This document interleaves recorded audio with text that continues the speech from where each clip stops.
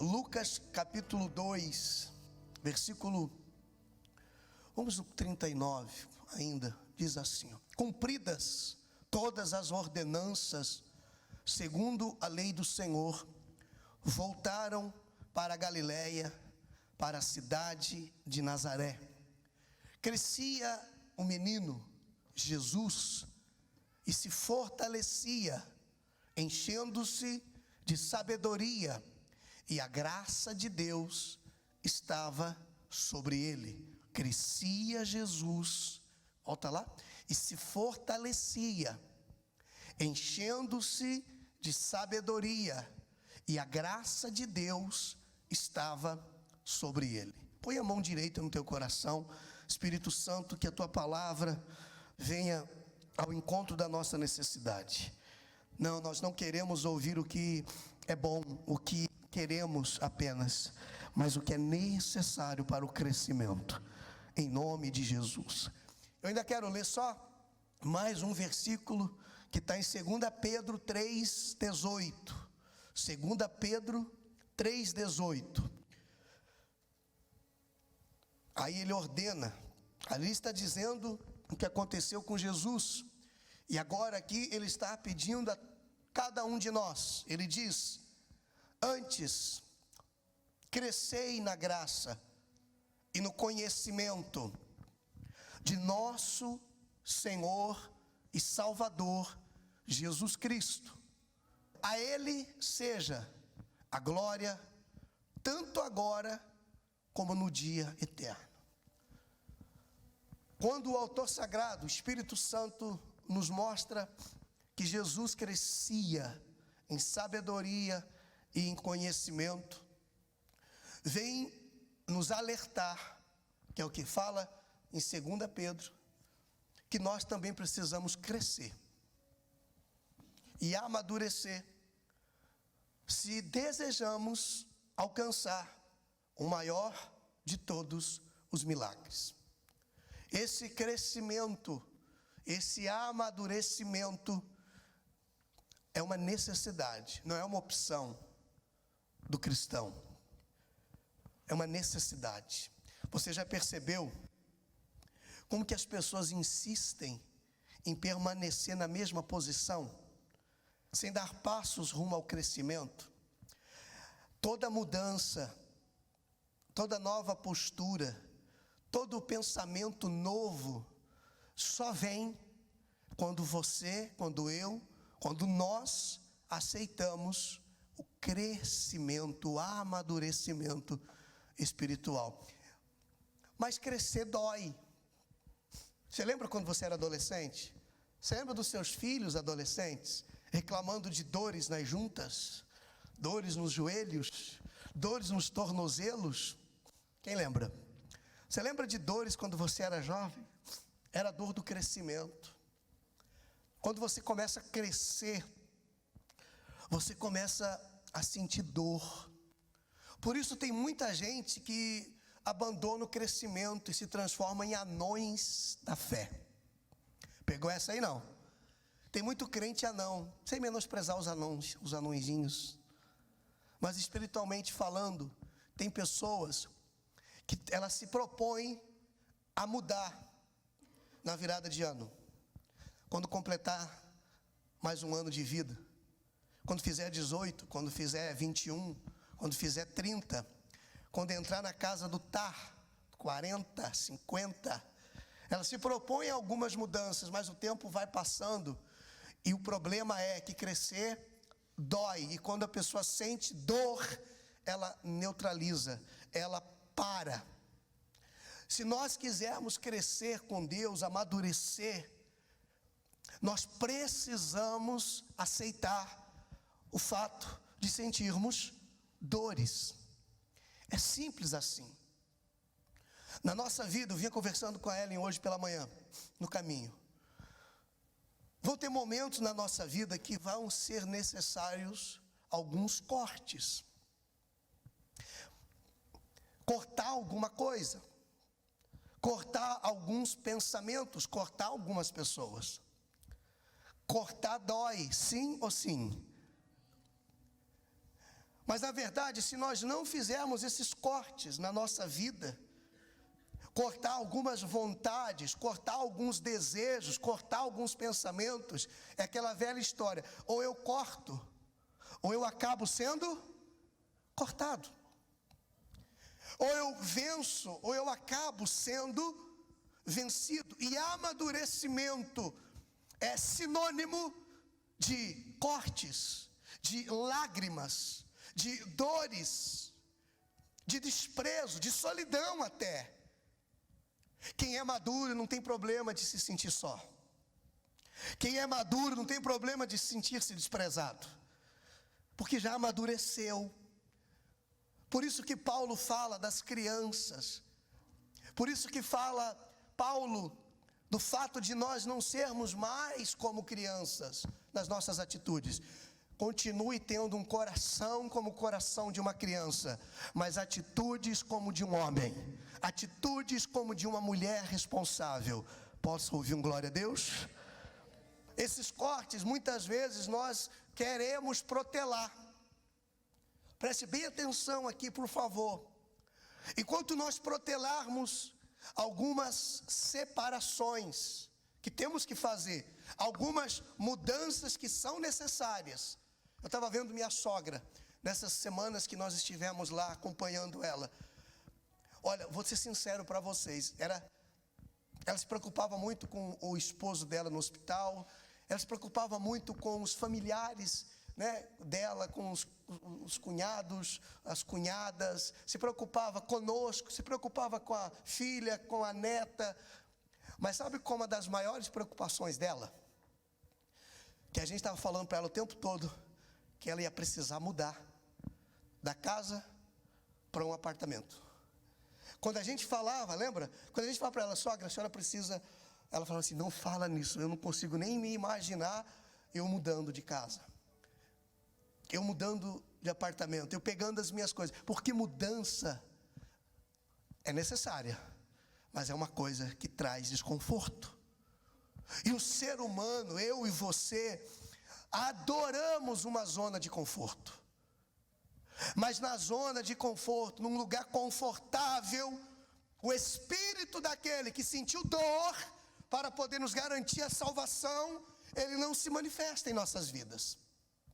O espírito daquele que saiu de um lugar de conforto, do santo do santo, onde estava com o Pai, onde só tinha adoração, louvor, honras e glória, para vir a um mundo de injustiça, para vir a um mundo de perseguição, para vir a um mundo que odiou ele, enquanto ele só amou, enquanto ele transbordava amor, o mundo e as pessoas que o cercavam só falavam de ódio.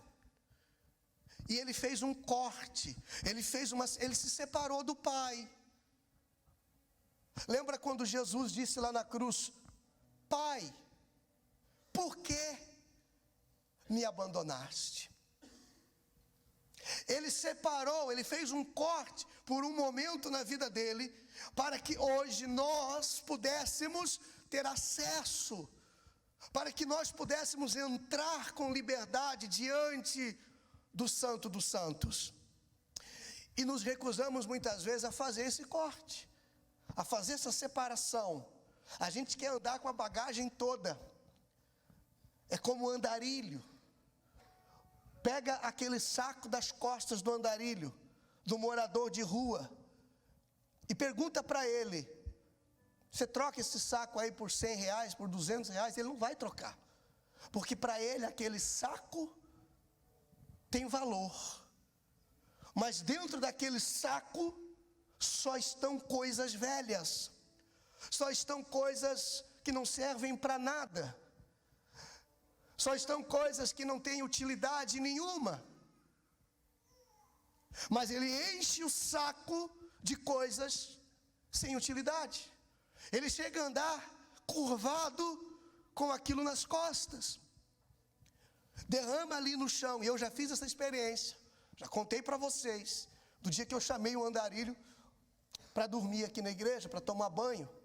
Tentei trocar o saco dele por uma mala novinha, derramei o saco dele ali na sala do lado, e eu vi uma marmita de isopor, eu vi um tênis com um pé só, metade de uma coberta, a outra metade eu tinha dado para o cachorro. E eu falei para ele: eu vou te dar tudo novo, vamos jogar fora essas coisas? Você não faz ideia da cara de raiva e de ódio que ele fez para mim, porque aquela separação para ele doía muito, aquela separação para ele não fazia sentido. Eu tenho que trocar isso para você poder me ajudar. Então, às vezes, diante de Deus, diante do Senhor que faz nova todas as coisas, vira para a pessoa do lado e fala assim: ó, o Senhor faz nova todas as coisas. Diga: diante daquele que faz nova todas as coisas, muitas vezes nós estamos questionando: eu tenho que trocar esse saco cheio de coisas inúteis para o Senhor poder me ajudar? Não tem como o Senhor me ajudar, eu com todas essas coisas ainda.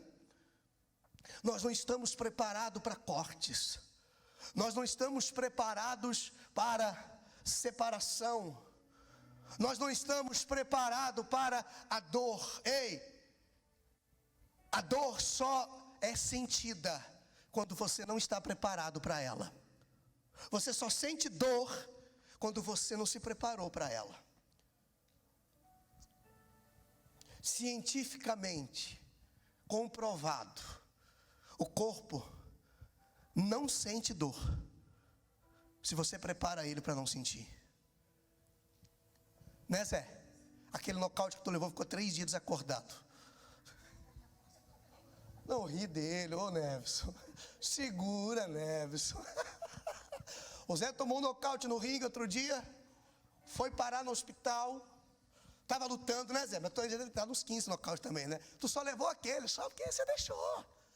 Você queria deixar ele se sentir um pouquinho infeliz, não foi? Fala comigo. Hã? Ele tomou um nocaute que ele foi parar no hospital. E depois eu perguntei para ele bem, ele falou: ô Zé, doeu? Ele falou assim: não, pastor, estava ali para isso. Você está preparado para aquilo. Mas a dor, ela vai surgir. Só que se você estiver pronto e preparado para ela, você não vai nem sentir. Prepare-se para os momentos dolorosos da sua vida, e você não vai mais reclamar de dor. Glória a Deus. Vocês estão comigo aí, gente? Quem está entendendo até aqui? Aquele rapaz, quando se viu sem aquelas tralhas dele, ele se sentiu um nada. Tem pessoas que sem os maus costumes dela, sem a forma dela pensar, sem o jeito dela agir, parece que ela perdeu a identidade. Mas na verdade a sua identidade, ela foi gerada, ela foi feita no céu. Nós fomos formados nele. Glória a Deus. Por isso que tem pessoas, porque não descobriram a sua verdadeira identidade, se enchendo de coisas que não prestam para nada, preenchendo ou tentando preencher um lugar que é só do Senhor Jesus, só do Espírito Santo. Então ela vai a lugares, ela se conecta com pessoas, ela se veste de forma em que ela se sinta feliz, ela come coisas que ela se sinta satisfeita, ela vai a lugares que ela vê necessidade, para tentar preencher um espaço que só pode e só vai ser preenchido pelo Espírito Santo. Repito, o Espírito daquele que se separou, que fez um corte, que sentiu a dor, para nos preparar. Quando nós lemos que ele levou sobre si todas as dores, que ele levou sobre si as nossas dores, não quer dizer que quando desejamos ou quando decidimos servi-lo, a dor também não venha em nós. Se nós não sentíssemos a dor, ou pelo menos um pouquinho da dor que ele sentiu, nenhum de nós valorizaria todo o sacrifício de Jesus lá na cruz. Quem está comigo? Ele disse: no mundo você vai ter aflição. De fato, muitos estão dentro da igreja, sendo ministrados durante domingos e domingos intermináveis, mas vivendo na semana sem mudança alguma. Pega isso aqui, ó. sem despertar em si mesmo a necessidade de fazer coisa nova. Não faz nada diferente. Vai chegar domingo que vem, vai sentar no mesmo banco, vai fazer o mesmo tipo de adoração, vai fazer o mesmo tipo de oração. Levanta a mão, levanta a mão. Agora ora, agora adora, ela adora. Temos que sair dessa zona de conforto. Parece que foi ontem, né? Que nós ouvimos isso. Porque isso já foi pregado aqui.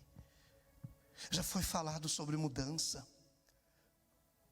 Já foram feitos votos sobre mudança. Eu quero fazer um voto aqui, Senhor, porque a partir de agora eu vou mudar, vou dar um passo à frente. E muitos, olhando para si, são os mesmos do ano passado. Mas aqui em Blumenau não tem ninguém assim. Diga glória a Deus. Ou alegre-se comigo, diga glória a Deus. Crescer é abandonar posições confortáveis. É deixar o que é seguro.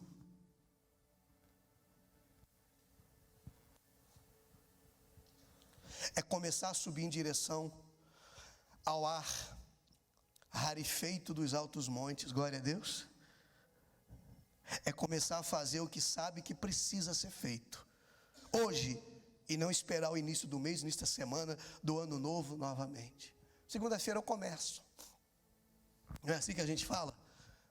Regime, segunda-feira eu começo. Prometo que segunda, academia, já fiz a minha inscrição. Daqui 6 meses eu volto lá para ver se valeu a pena o dinheiro que eu investi, não é? Outro dia eu vi uma frase que diz assim: se eu tivesse começado há 1 ano, o que não seria eu hoje?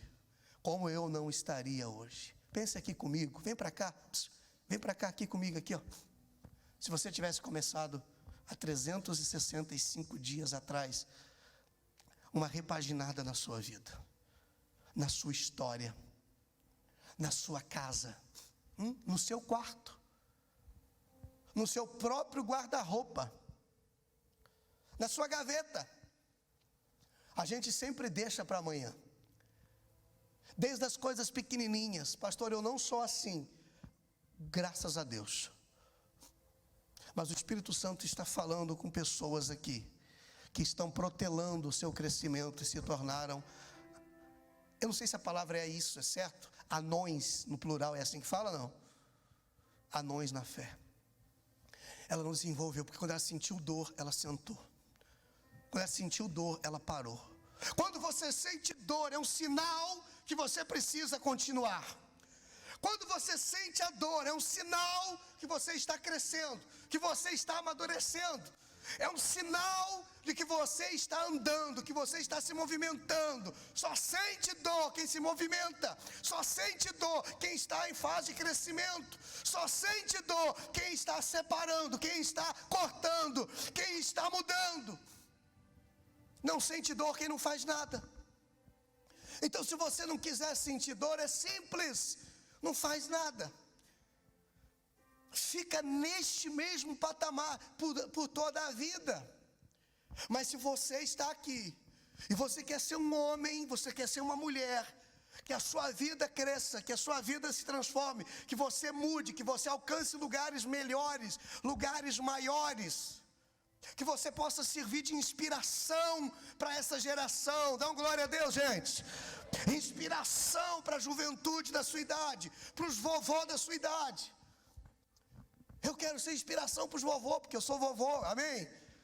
Eu quero ser inspiração para as pessoas que estão perto de mim, por onde eu andar, que sirva para alguma coisa. E o crescimento, muitas das vezes, não é para proporcionar para mim apenas coisas boas. Você percebe que uma semente, Paulo vai falar sobre isso, vai falar sobre Apolo. Um plantou, outro regou, o outro limpou, mas Deus deu o crescimento, e outros vão colher.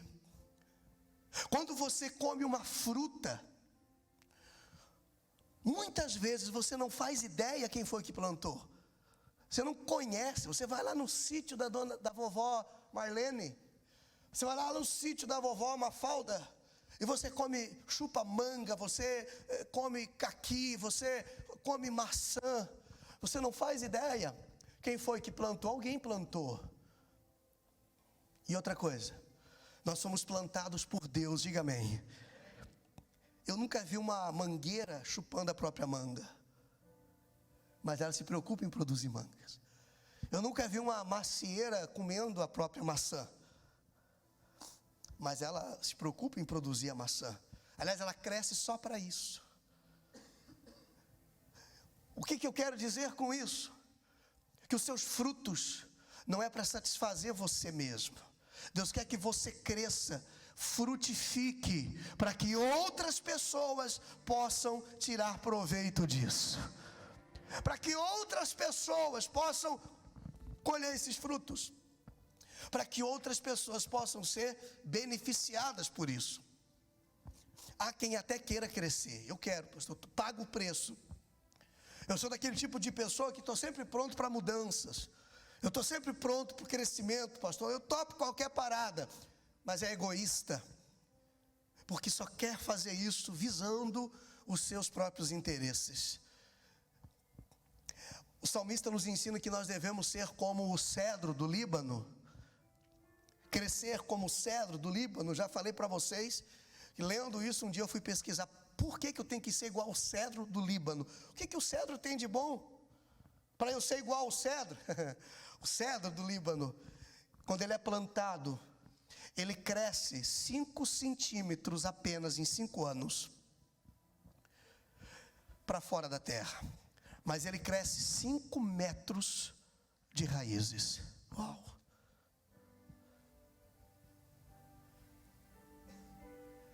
Se eu tenho 5 metros de raízes, ainda que eu tenha 5 centímetros para fora da terra, ninguém vai me arrancar, glória a Deus. Ninguém vai me esmagar, ninguém vai poder destruir. Enquanto que existem sementes plantadas de feijão, por exemplo, lembra quando a gente fazia aquelas, como é que chama? De escola? Aquelas coisas de escola lá, não lembro a palavra agora. Não é bem isso. Plantava feijão no algodão? Já plantou feijão no algodão?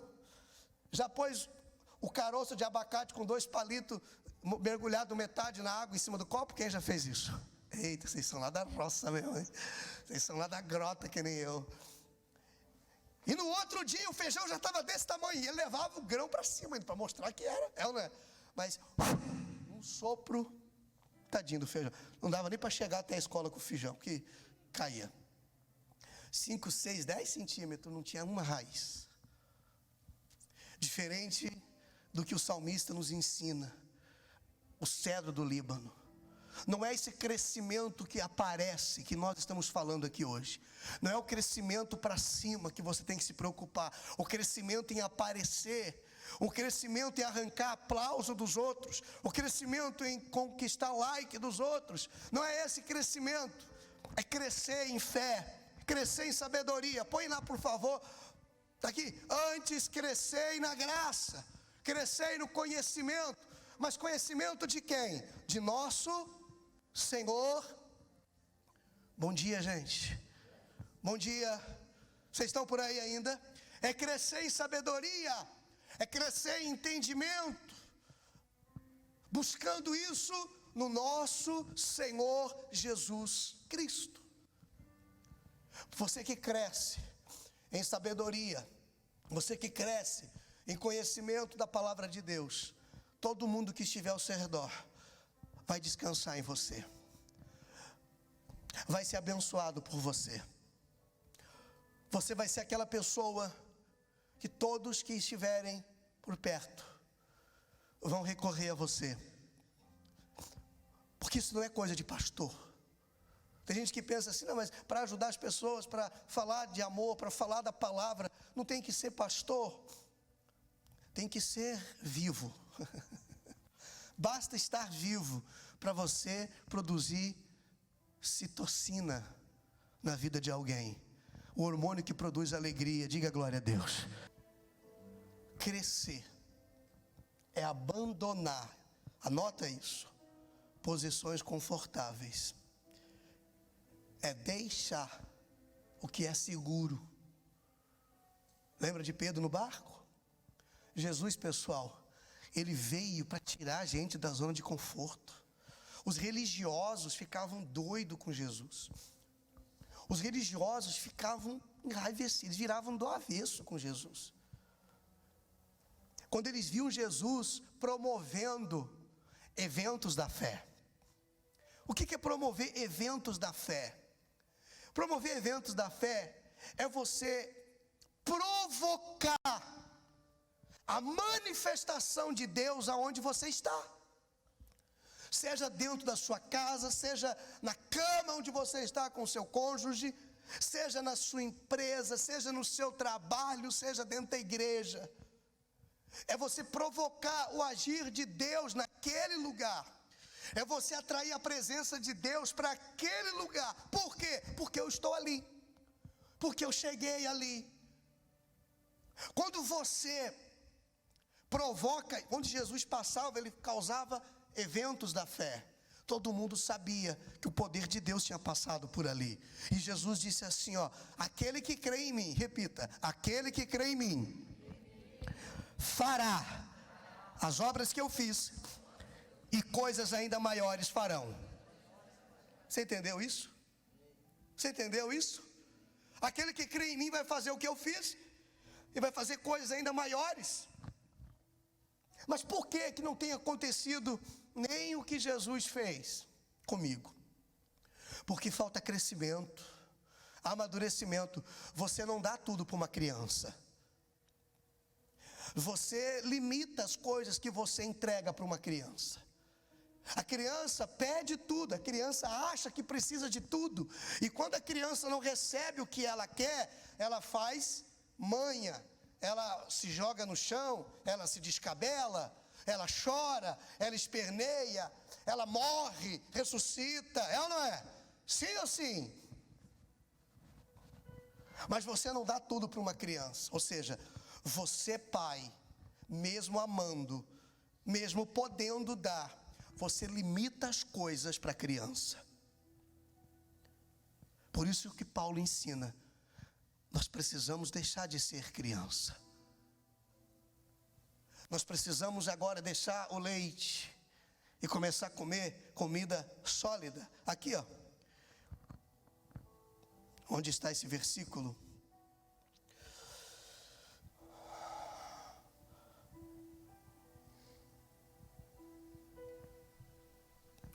Colossenses 1, 9 e 10. Por essa razão, desde o dia em que o ouvimos, Colossenses 1, 9, não deixamos de orar por vocês e pedir que sejam cheios do pleno conhecimento da vontade de Deus, com toda sabedoria, entendimento espiritual. E isso para que vocês vivam de maneira digna do Senhor e em tudo possam agradá-lo, frutificando em toda a boa obra. 10. A fim de viverdes de modo digno do Senhor, para o seu inteiro agrado, frutificando em toda a boa obra. E o quê? O quê? Crescendo no plano conhecimento de Deus, sendo fortalecidos com todo o poder, segundo a força da sua glória, em toda perseverança, longanimidade e com alegria, sentindo dor, mas alegre, sentindo dor, mas alegre, sabendo o que é o crescimento. Teve um dia que ela teve que sofrer o corte. Teve um dia que você vai ter que sentir a separação de alguém, de algo, de alguma coisa. Mas com alegria, você vai encarar com alegria. Você vai sempre olhar pelo lado bom, por outro ângulo. Diga glória a Deus. Você vai entender que tudo coopera para o bem daqueles que amam a Deus. Tudo coopera para o bem. Não tem nada que vai vir para me destruir, a não ser que eu não tenha crescido. Porque se eu pegar a chave do meu carro e eu entregar para minha filha de 12 anos de idade, ela vai ficar muito feliz, mas ela não está preparada. Eu estou produzindo destruição. Agora, se ela insiste em querer algo que ela não está preparada para aquilo, ela está produzindo destruição para si mesma. Quando você insiste em querer de Deus algo pelo qual você não está preparado para ter, você está produzindo a própria destruição. Quem está comigo? E a gente fica insistindo com Deus em coisas que Deus está dizendo: se eu fizer isso, eu vou produzir destruição para a sua vida, porque você não cresceu para tanta coisa. E eu preciso crescer, eu preciso amadurecer, porque no crescimento e no amadurecimento as coisas acontecem naturalmente. Se preocupe em crescer. Levante a mão e diga: eu quero crescer, Senhor. Eu preciso amadurecer, Jesus, na minha vida espiritual, porque as outras coisas são naturalmente promovidas na nossa vida. Crescer é ter a maturidade para saber que plantamos hoje, alguém vai regar amanhã, e depois chegará o dia em que Deus dará o crescimento, e nem sempre veremos resultados, mas alguém vai se beneficiar com isso, e o nosso galardão está garantido. Às vezes eu volto para o lugar onde eu fui formado, onde eu fui gerado, a cidade onde eu conheci Jesus. E eu me lembro que naquela época eu me sentia um incapaz. Eu me sentia um pra nada, como meu pai dizia. Meu pai falava muito sobre essa frase: seu pra nada. Era coisa, costume dos mais antigos. E eu me sentia um pra nada. Eu volto hoje, eu estava lá ontem, essa semana no velório, e muita gente que eu não lembro o rosto, eu não lembro quem são, vinha e me abraçava e dizia: pastor Mário, muito obrigado pelas palavras que um dia você falou para eu. Pastor Mário, olha, que bom te ver até hoje na presença de Deus. Eu te acompanho o seu trabalho, mesmo não estando mais aqui na mesma cidade, há tanto tempo, 20 anos que a gente não se via. Eu quero te agradecer pelas vezes que o Senhor me deu uma palavra. Sabe quando eu lembrava, quando eu pensava que eu era um pra nada, Deus já estava me usando. Porque são os pra nada que Deus usa para tudo. Eita glória. São os pra nada que Deus usa para tudo. Sabe quando você pensa que não tem condição, são os que não têm condição que Deus usa para dar condição aos outros. Sabe quando você pensa que está esquecido, é quando Deus te usa para fazer os outros se lembrarem de quem eles são. Sabe quando você pensa que não tem força para aguentar o que está passando, é quando Deus vai te usar para fortalecer alguém que está caído. Sabe quando você pensa que está doente, é quando Deus vai te usar para orar pela cura de alguém que está enfermo. Ei, Deus usa os para nada, para que eles façam tudo. Tudo que Ele não vai fazer sozinho. E eu me lembro que eu jamais poderia me imaginar ajudando alguém do jeito que eu era, do jeito que eu estava, sozinho no mundo, sozinho literalmente, distante de pai, distante de mãe, distante de todo mundo. 16 para 17 anos de idade, eu fui conhecer Jesus com 18 para 19 anos, mas já indo na igreja, já frequentando a igreja, demorei a crescer, porque tinha uma pedra sobre a minha cabeça, chamado medo, traumas. E quando você tira essa pedra de cima da tua cabeça, chamado trauma, complexo de inferioridade, você começa a crescer. Vai doer um pouquinho as juntas, você vai sentir desconforto, vão começar a olhar para você e vão rir, vão zombar, vão criticar. Mas quando a árvore começa a ter sombra, a Bíblia diz que as aves, elas se amontoam e se escondem na sombra e nos galhos dessa árvore. Elas buscam refúgio, elas buscam proteção naquele lugar. Diga glória a Deus. Muitos precisarão de você para se refugiarem. Muitos precisarão da tua força para se sentirem fortes. Muitos precisarão das tuas palavras para terem um norte, um caminho para seguir. Por isso, levante-se, coloque-se em pé, se posicione hoje, declare para si mesmo: eu vou começar a crescer, eu vou começar a amadurecer, eu vou começar um processo a partir de hoje doloroso, porém necessário, para uma vida com Deus, para uma vida com Deus. Para finalizar, você pode se colocar em pé, por gentileza? Eu vou finalizar com essa palavra aqui.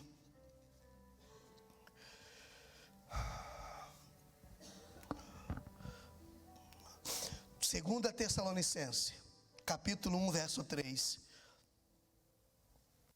Eu não achei o versículo que estava ali na tela. Pô, desculpa.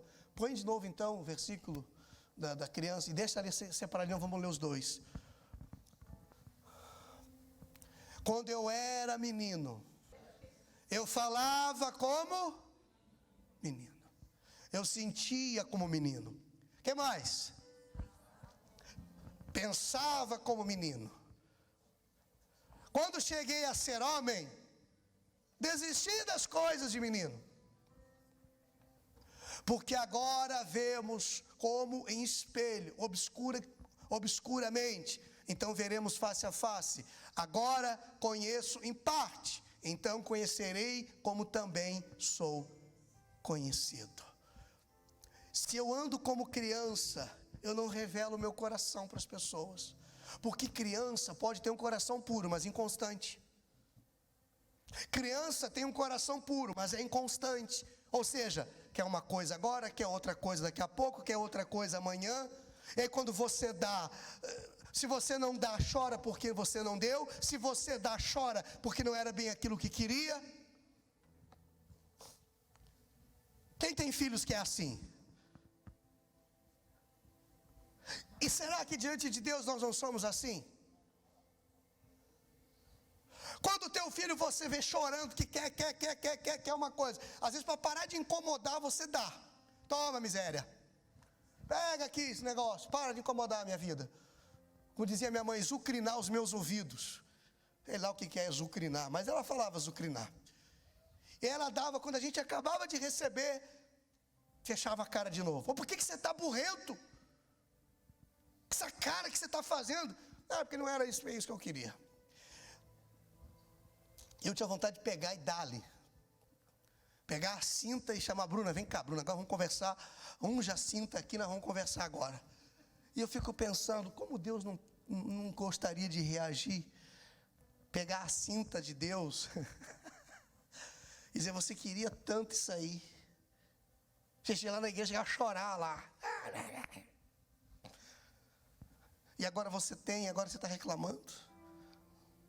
Quando você pedir um marido, cuidado, hein? Quando você pedir para casar, cuidado. Cuidado, você olha para o casamento de alguém casado, você pensa que é tudo mil maravilha, né?